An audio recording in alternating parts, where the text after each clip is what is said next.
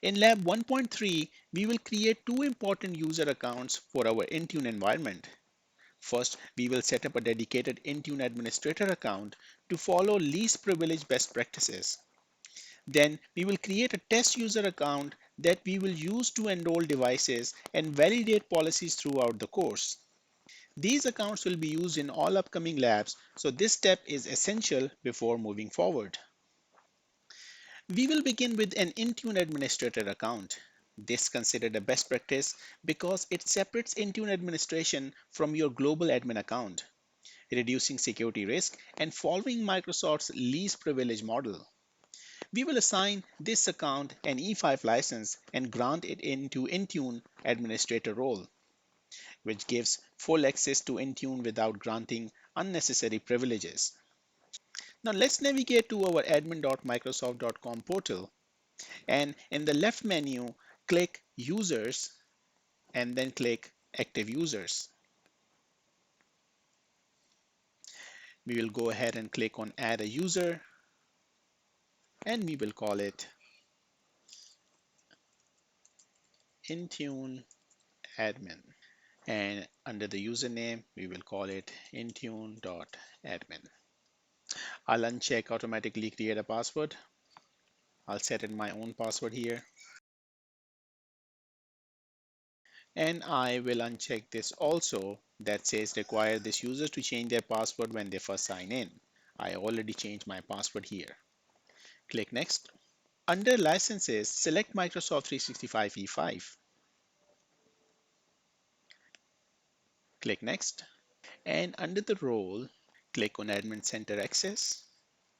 And under the Devices, select Intune Administrator and click Next. And then finish adding. Close the pane. As you can see, a new username Intune Admin appears in the active users with an E5 license. Next, we will create a test user account. This account will be used to enroll Windows devices into Intune and to test compliance policies, conditional access rules, and Defender for endpoint alerts. This user does not need admin permissions. It should behave like a standard corporate user.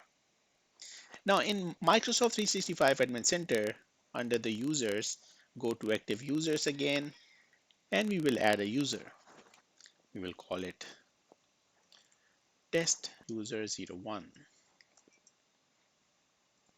We'll call it test user again 01 at intunelabpro.microsoft.com. I'll set a password.